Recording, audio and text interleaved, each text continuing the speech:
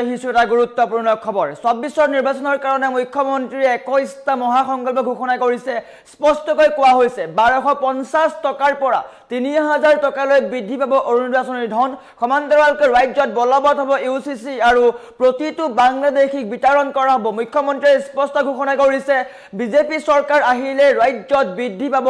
ধন সমান্তৰালকৈ ১২৫০ টকাৰ পৰা ৩০০০ টকা হ'ব আৰু বিদেশী বিতৰণ কৰা হ'ব প্ৰতিটো মিয়াক ৰাজহাড় ভঙা হ'ব বুলি স্পষ্টকৈ কৈছে মুখ্যমন্ত্ৰীয়ে আৰু এই সন্দৰ্ভত বিজেপিৰ মহাসংকল্প পত্ৰত কি আছে লৈ অহাৰ চেষ্টা কৰিছো জনাই আছো star cement present election breaking ডাঙৰ খবৰ ২৪ নিৰ্বাচনৰ বাবে বিজেপিৰ ৩১টা মহাসংকল্প ঘোষণা বিজেপি চৰকাৰ আহিলে ৰাজ্যত কেইবাটাও নিয়ম আহিব পাৰে ১২৫০ টকাৰ পৰা ৩০০০ টকালৈ বৃদ্ধি পাব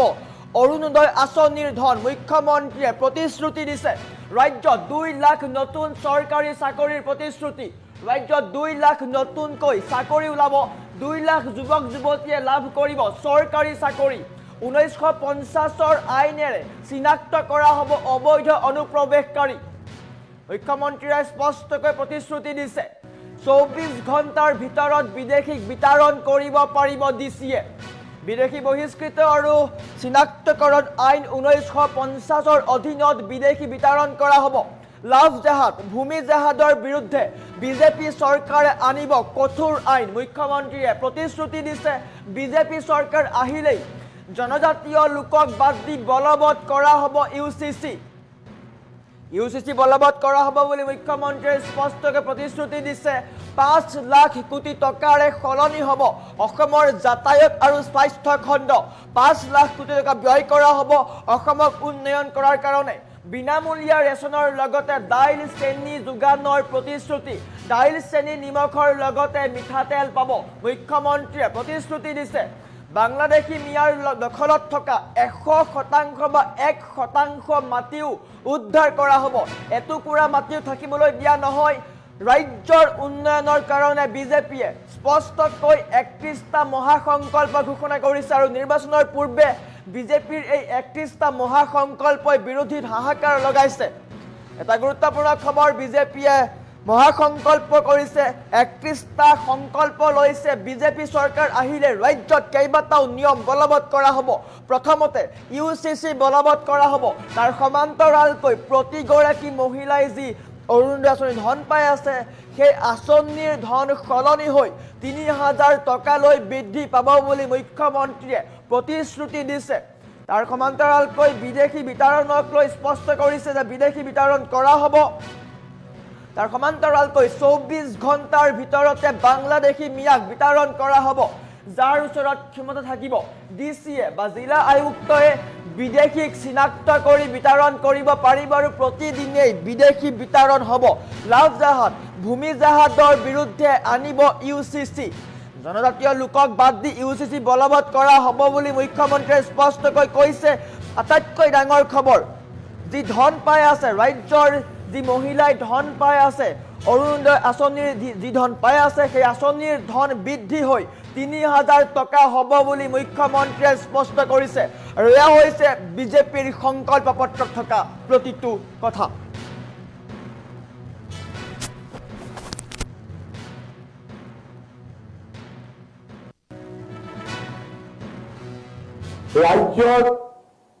ৰাজ্যত ৪০ লাখ মহিলাক লাখপতি বাইদেউ হোৱাৰ সুযোগ দিয়াৰ বাবে আমি ২৫,০০০ টকাকৈ এককালীন অনুদান আগবঢ়াম আৰু অৰুণোদয় যোজনাত ১২৫০ টকাৰ পৰা ক্ৰমে ৩০০০ টকা মাহিলী লৈ যোৱাৰ বাবে আমি চেষ্টা কৰোঁ ভাৰতীয় জনতা পাৰ্টীয়ে এই নিৰ্বাচনত আমি ৩১টা সংকল্প আপোনালোকৰ ওচৰলৈ লৈ আহিছো তাৰ ভিতৰত গুৰুত্বপূৰ্ণ সংকল্প কেইটা মই আপোনালোকৰ ওচৰত পঢ়ি দিব খুজিছো অসমৰ পৰিচয় আমাৰ বাবে আটাইতকৈ গুৰুত্বপূৰ্ণ আমি অসমৰ ৰাইজক প্ৰতিশ্ৰুতি দিছো অবৈধ অনুপ্ৰৱেশকাৰী চিনাক্তকৰণ আৰু বহিষ্কৰণ ইমিগ্ৰেট এক্সপালশ্যন Immigrants Expulsion from Assam Act 1950 যিয়ে 24 ঘণ্টাৰ ভিতৰত এজন বিদেশী নাগৰিকক বহিষ্কাৰৰ বাবে জিলা আয়ুক্তক ক্ষমতা প্ৰদান কৰে তাক আমি প্ৰতিদিনে ব্যৱহাৰ কৰিম যাতে অসমৰ পৰা আমি বাংলাদেশীক উভতাই পঠাব পাৰোঁ আজি আমি আমাৰ ঘোষণা পত্ৰত আমি কৈছো যে বাংলাদেশী মিয়াৰ হাতত থকা শেষ 1 ইঞ্চি মাটিও আমি উচ্ছেদৰ জৰিয়তে তেওঁলোকৰ পৰা উদ্ধাৰ কৰিম আমি বাংলাদেশী মিয়াৰ হাতত 1 ইঞ্চি মাটিও থাকিবলৈ নিদিওঁ এয়া হৈছে আমি অসমৰ পৰিচয় ৰক্ষাৰ বাবে আমাৰ সংগ্ৰাম তাক আমি অব্যাহত ৰাখিম অসমত আমি আমাৰ চৰকাৰ অহাৰ লগে লগে 6ষ্ঠ অনুসূচী আৰু জনজাতীয় লোকসকলক বাদ দি আমি অসমত ইউনিফৰ্ম চিভিল কোড আমি প্ৰৱৰ্তন কৰিম আৰু ই আমাৰ চৰকাৰৰ এক লক্ষ্য হ'ব লাভ জেহাদ আৰু ভূমি জেহাদৰ বিৰুদ্ধে আমি কঠোৰ আইন বলবৎ কৰিম আৰু আমি অসমত থকা বাংলাদেশী মিয়াৰ আমি ৰাজহাড় ভাঙি দিম এয়া আমাৰ সংকল্প অসমৰ বিকাশ আমাৰ বাবে আটাইতকৈ গুৰুত্বপূৰ্ণ অহা 5 বছৰত পথ ৰেল বিমান আৰু জলপথ এই চাৰিওটা খণ্ড সামৰি স্বাস্থ্য আৰু শিক্ষা খণ্ড সামৰি আমি 5 লাখ কোটি টকাৰ ব্যয় মূলধনী ব্যয় আমি অসমত কৰিবৰ বাবে আমি সিদ্ধান্ত লৈছো আমাৰ ৰাজ্য চৰকাৰে স্পষ্টভাৱে অসমক বানমুক্ত হিচাপে গঢ়ি তোলাৰ বাবে আমি প্ৰচেষ্টা কৰিম আৰু ৰাজ্যক বানমুক্ত কৰিবলৈ আমি প্ৰথম 2 বছৰতে 18,000 কোটি টকা আমি ব্যয় কৰিম অসমৰ যুৱক যুৱতী আমাৰ হিয়াৰ আমঠু এখন ৰাজ্যই যদি যুৱক যুৱতীৰ ভৱিষ্যত সুৰক্ষিত কৰিব নোৱাৰে তেনে ৰাজ্য কেতিয়াও প্ৰগতিৰ পথত আগবাঢ়িব নোৱাৰে মই পুনৰবাৰ অসমৰ যুৱ সমাজক প্ৰতিশ্ৰুতি দিছো আমাৰ চৰকাৰ অহাৰ লগে লগে আমি 5 বছৰত ৰাজ্যৰ 2 লাখ যুৱক যুৱতীক চৰকাৰী আমি চাকৰি দিম ৰাজ্যত আমি CM-AAA ষ্টাৰ্টআপ আৰু উদ্যোগীকৰণৰ জৰিয়তে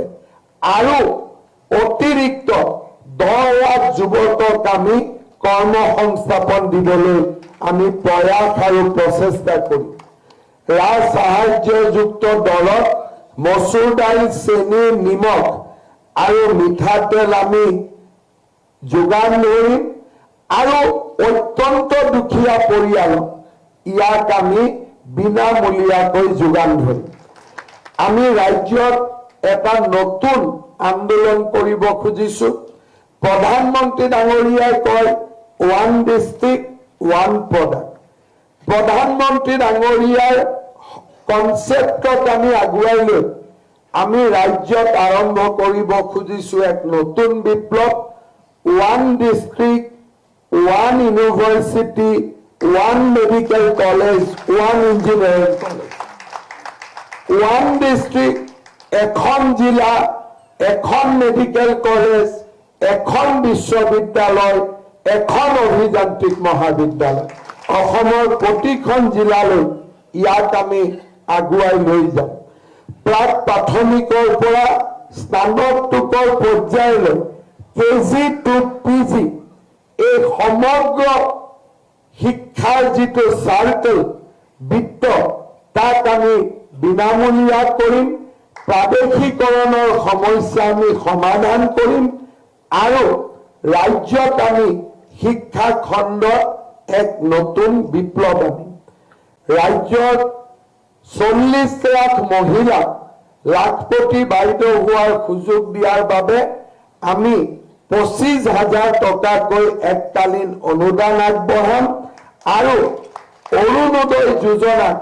1250 টকাৰ পৰা ক্ৰমে 3,000 টকা মাহিলী লৈ যোৱাৰ বাবে আমি চেষ্টা কৰোঁ। ভাৰতীয় জনতা পাৰ্টীয়ে এই নিৰ্বাচনত আমি 31টা সংকল্প আপোনালোকৰ ওচৰলৈ লৈ আহিছো। তাৰ ভিতৰত গুৰুত্বপূৰ্ণ সংকল্প কেইটা মই আপোনালোকৰ ওচৰত পঢ়ি দিব খুজিছো। অসমৰ পৰিচয় আমাৰ বাবে আটাইতকৈ গুৰুত্বপূৰ্ণ। আমি অসমৰ ৰাইজক প্ৰতিশ্ৰুতি দিছো অবৈধ অনুপ্ৰৱেশকাৰী চিনাক্তকৰণ আৰু বহিষ্কৰণৰ Immigrants Expulsion from Assam Act 1950 যিয়ে 24 ঘণ্টাৰ ভিতৰত